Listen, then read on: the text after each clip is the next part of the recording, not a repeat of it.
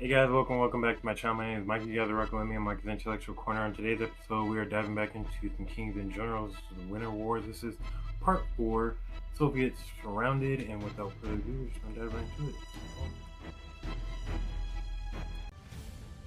As we last saw, the Soviets had advanced too quickly into Finnish territory, stretching their supply lines very thin and exposing themselves to guerrilla tactics employed by the brave and Finns. North of Lake Ladoga, the Soviets had suffered a crushing defeat at Elayabi. They had their advance stopped at the Kola River, and their forces were being encircled at Kitila. In this episode, we will cover the outcome of the battles on this front, as the Finns decide to step on the offensive. Yep, and also obviously some other factors that were costing the Soviets so much ground and so many casualties and stuff were the fact that they were fighting in super sub-zero temperatures. I'm pretty sure it was like what -40, and if you know, I'm pretty sure -40 Celsius is the same as -40 Fahrenheit. So it was pretty damn cold. Like they couldn't even stop their vehicles without the oil or without the gas or oil freezing inside of it. You know what I'm saying? Like it was, or the engine itself freezing inside. So it's pretty cold. And top of that, they had to deal with the really crappy terrain that they were fighting on. With the fact that they were fighting in really thick forest on top of uh, obviously snow covered and ice covered ground and stuff like that. So, and for some reason, I don't know why, but the Soviets just weren't ready. Just like we saw, Germany wasn't ready for that winter whenever they invaded them. For some reason, Soviets just weren't ready for this winter either, and they got absolutely tore up. So let's keep on. If you're interested in the history of this era, don't forget to check out our second channel, The Cold War. The link is in the top right corner. Our story resumes in the Kitila area, where the situation was more desperate for the Soviets, with the 168th and 18th Rifle Divisions being on the brink of encirclement. On January 3rd, General Helgoland started to prepare his 13th Division for a major offensive aimed to destroy the Soviet forces right where they stood. For this, the Finnish regiment that had previously captured a portion of the Woma Road was reformed into detachment cannon, with orders to hold and reinforce their position at the roadblock. Task Force Archer, in defense of the Kitila crossroads, was depleted to dangerously low levels to create two new offensive forces.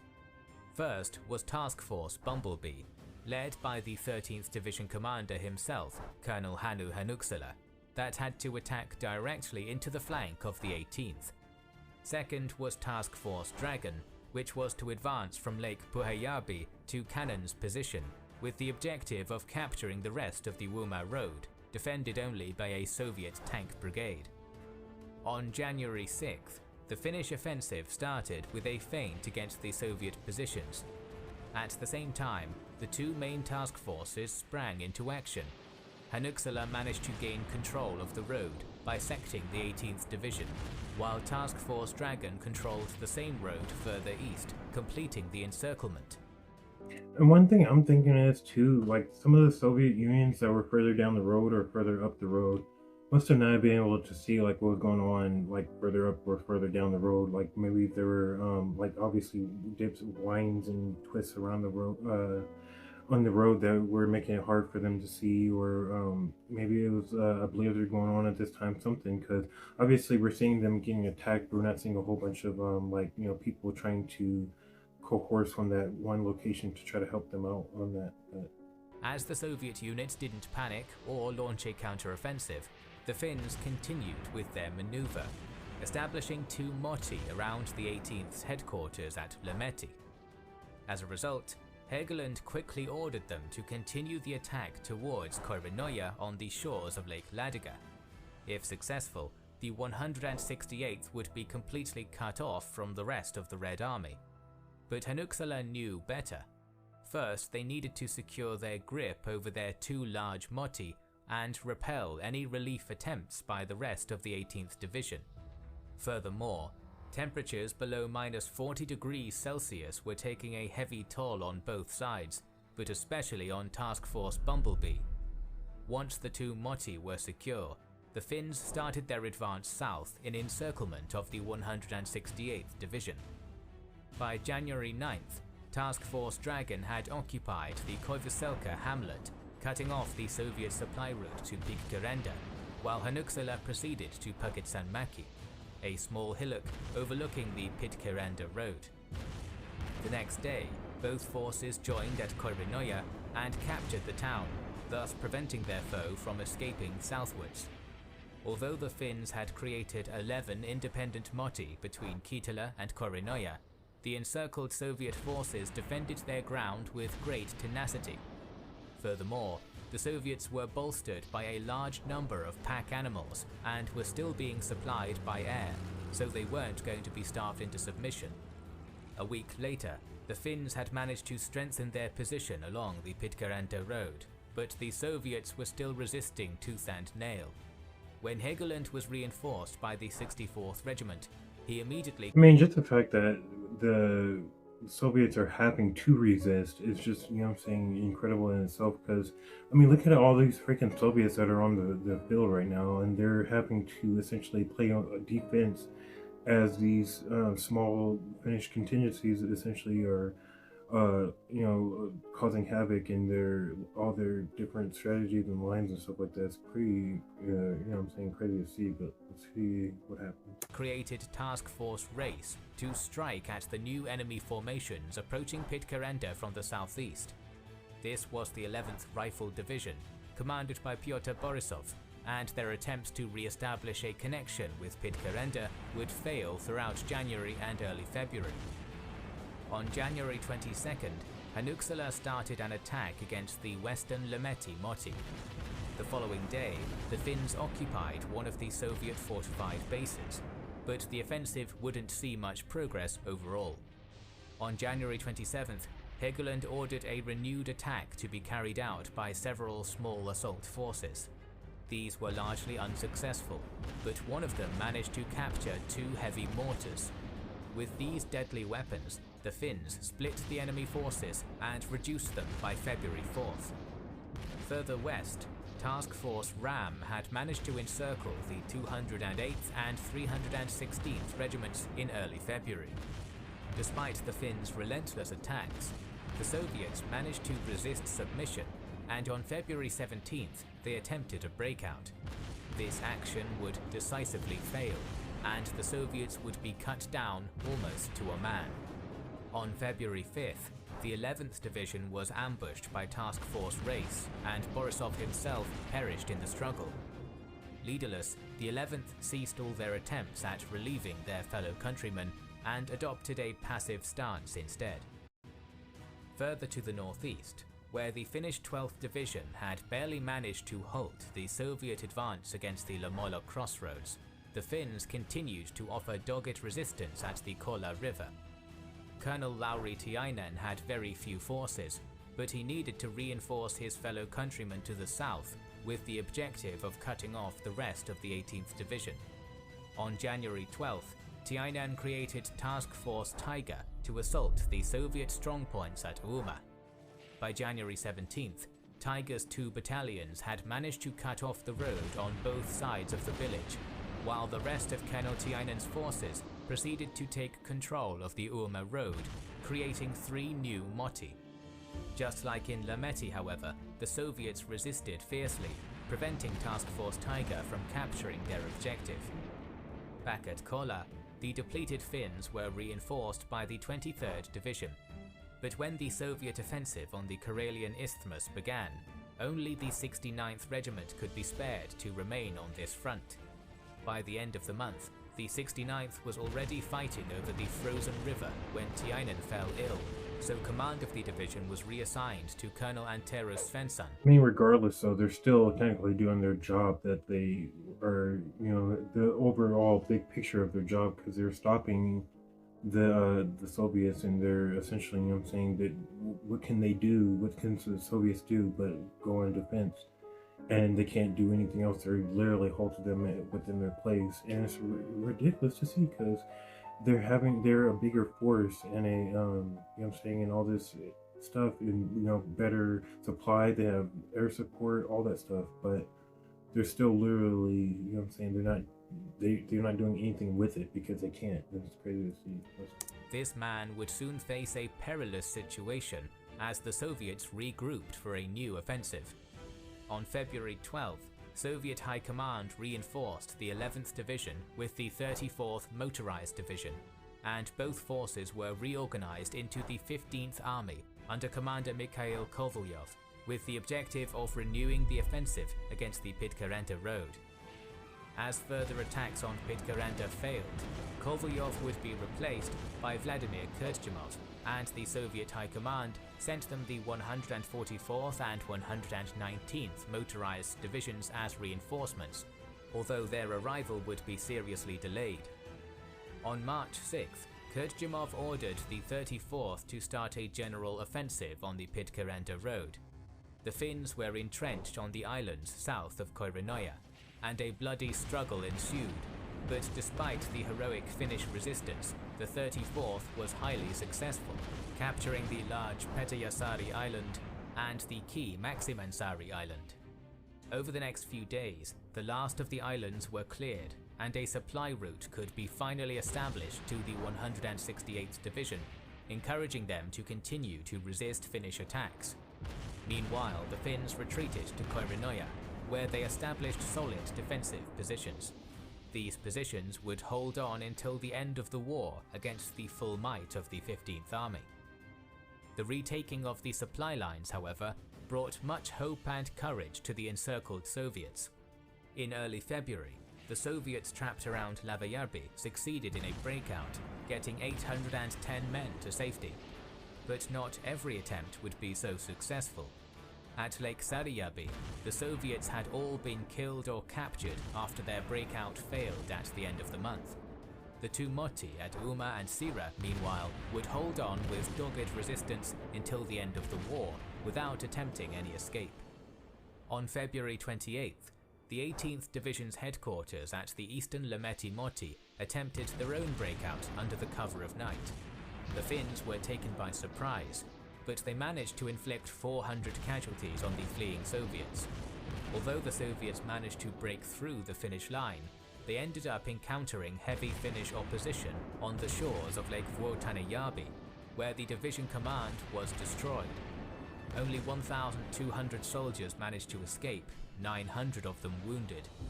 The 18th Division ended up suffering over 9,000 casualties, the heaviest on any unit in the entire war. In contrast, the 168th Division continued to offer fierce resistance around their perimeter until the end of the war, although suffering heavy casualties as well. After the victory at the Pitcairn Road, the Soviet 8th Army had more forces available to reinforce the Kola River front. Towards the end of February, Commander Grigory Stjärn had amassed 6 divisions to carry out a renewed offensive. I wonder what the Finnish casualties are stacked up to compared to that, because, I mean, I'm sure relatively, because, I mean, obviously they have a smaller force, so it obviously wouldn't be that big, but still, like, I'm sure it's only in the hundreds, so they're like, insane how they're doing this rescue. Against the Finnish positions, including the 1st Rifle Corps that had retreated from the Battle of Eläjärvi. Stjärn's plan was for the 1st Corps to attack in a 3-division-wide front to prevent any encirclements, while the 14th Rifle Corps to the south flanked the Finnish defences and enveloped them. On March 2nd, the Soviets started their offensive with a preliminary bombardment. By midday, the 3 divisions of the 1st Corps and the 128th Motorized Division from the 14th started their advance. Despite the great superiority in numbers that the Soviets enjoyed, Colonel Svensson had prepared for such an assault, setting up barbed wire obstacles and arranging his forces in defensive positions to take advantage of the deep snow. The frontal assault of the 1st Corps failed, but the 128th to the south fared a little better, as after crossing the Kola River, the Soviets managed to advance to the eastern ridge of Lake Nätsäljärvi. The following day, the 1st Corps resumed its attack, breaking through the barbed wire at some points. but the Soviets suffered massive losses for little gain, as the Finns killed everyone that managed to make it to the breach. High Command was furious at this failure, and after a few days of recovery, they ordered Stern to start the offensive again on March 7th. In a change of plans, the 87th Rifle Division of the 14th Corps was reassigned to support the 1st Corps' assault, while the 128th started to turn directly northwards in an attempt to fold the Finnish lines in on themselves. After a preliminary bombardment, the 1st Corps renewed its offensive. This time, the 56th Rifle Division managed to cross the Kola River and establish a bridgehead while repelling several Finnish counterattacks. Their courageous effort would be in vain though, as the other Soviet divisions were stalled in the deep snow. In the end, the defenders managed to push back the 56th and regain their main defensive line. The Finns continued to resist the Soviet attacks in the following days, but despite receiving reinforcements, on March 10th, the Soviets finally took control of the defences along the river. Meanwhile, Svensson sent the 34th Regiment to stop the 128th Division, which managed to slow down the Soviet advance.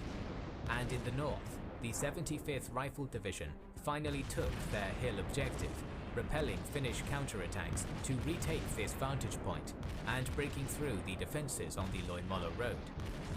By now, however, I wouldn't be surprised if that same officer, though, the same Soviet officer, was one of the ones who probably eventually got, got returned back to Moscow or whatever, and was purged or, killed or whatever for his, his kind of, because, that was kind of a ridiculous, sequence of how many people died just for that little bit of, advancement. It was almost reminiscent of World War One. That was ridiculous, but... The 56th Division was too depleted, and had to be relieved by the 87th Division. Despite Finnish maneuvers to stop the 87th in its tracks, this division had joined the 56th on March 12th to start their attack on the road. Although the southern Soviet assault had failed, the breaches in the north and centre of the line forced the Finns to abandon almost all of their positions along the Kola River. But as they were retreating, Svensson decided against any further retreat and started preparing a combined counterattack to regain the river front. This counteroffensive, however, would be prevented by the end of the war. Despite Soviet success on the previous day, the battle had not ended in victory for either side. This would be crucial for the negotiation of a ceasefire, as Mannerheim needed the Kola line to hold on to gain a better bargaining position. It was on this front that the prodigious sniper Simo Helha fought, serving in the 6th Company of the 34th Regiment. Although Helha himself didn't keep track of his own achievements, his comrades did. Early in December, he had managed to kill 51 enemy soldiers in just 3 days, which was unbelievable even to his superiors. The Finnish officials then placed him with an official observer that attested to 542 confirmed kills in a space of just 100 days. Through his service, he would be promoted to junior sergeant while dispatching many troublesome enemy snipers. The legend of his prowess and achievements soon extended throughout all the known world, and he became known to the Soviet soldiers as the White Death. On March 6th, while adopting a high knee shooting position, Helha was shot in the face with an explosive bullet which pierced his left cheek. Although he was proclaimed dead, he actually survived and managed to recover with the help of 10 operations. He would never return to frontline service though, and he would go on to live until the age of 96, finally dying in April 2002. Yeah, and if I'm not mistaken too, he did all of those kills too on nothing but Ironsides. Like there was no advanced a sight on his weapon or anything like that, which if I'm not mistaken, he didn't like having a sight on there anyway because of the glint that it would get from the sun and stuff like that, which he actually used on other to find other snipers and stuff like that. He would use the glint that would come off, or the little gleam that would come off of their the front side or whatever of their weapon and whatever of their sight, and he would use that to kill them. So. But yeah, definitely very. I think again he's like he has gone down as the best sniper in world history, which is obviously without doubt one of the coolest. What I'm saying, things that you could be called. So definitely cool. 2. Further north, Group Talvala had managed to stabilize its situation at the Aitayoki line, as the 1st Rifle Corps was ordered to retreat for the renewed assault against the Kola River. As a reward, Colonel Paavo Talvala would be promoted to Major General for his success and determination. But in February, their northern position at Lieksa was threatened by the elite soldiers of the 54th Mountain Rifle Division advancing against the town of Kumo. Led by Commander Nikolai Gusevsky, if the 54th could breach the Finnish defences, they could drive south in a pincer movement against Lieksa or north against Suomussalmi. In the previous months, the 25th Regiment had managed to halt the advance of Gusevsky's forces with the execution of small-scale guerrilla attacks. But once Colonel Hjalmar Salasvuo from the North Finland Group had secured victory at Suomussalmi and the Rate Road, he was ordered to take his 9th Division to the defence of Kumo. By the end of January, when Salasvuo arrived at the front, Gusevsky's forces had already dug defensive positions along a 45-kilometer road. Salasvuo would use the same Moti tactics that he used back in Rate, preparing ice roads and setting jumping-off points for his soldiers. Salasvuo's men were highly experienced in these Moti tactics, and on January 29th, the soldiers would start to execute the encirclements. In a matter of hours, Gusevsky's men would be surrounded by 5 Motis, suffering tremendous losses. The following day, the bulk of the 9th Division was engaged in pinning down the trapped 54th soldiers, while Colonel Johan Mäkiniemi led a strike force to capture the strategic Lotavara Hill, preventing any further Soviet relief attempts from the east. When the hill was captured on January 31st, General Choikov assembled a task force of 2 ski battalions to dislodge the Finns from Lotavara. But this task force was catastrophically disorganized, and over the next few days, Mäkiniemi destroyed the ski battalions almost to a man. The Soviets, though, still regrouped at Kilpalankangas and prepared to renew their assault, which alarmed Salasvuo. He sent several attacks against this position until the Soviets had to retreat to Rihivara on February 9th. 2 days later, the Finns started an all-out attack against Gusevsky's headquarters at Luelahti. For a total of 4 days, the tenacious Soviets managed to hold the Finns at bay, but then a new threat appeared from the north. On February 11th, the Soviets had sent a ski brigade under Colonel Vyacheslav Dolin to cut off the Finnish supply route, and he had managed to break contact with Finnish forces in the Kiekinkoski area. This was because Dolin had been handed highly inaccurate maps, and the route he ended up taking caught even the Finns by surprise. But this would ultimately be his doom, as the Soviets were now trapped at Vetko and the Finnish snipers were quickly pinpointing them. On the morning of February 15th, almost 400 Soviet bodies lay on the battleground, Dolin himself among them.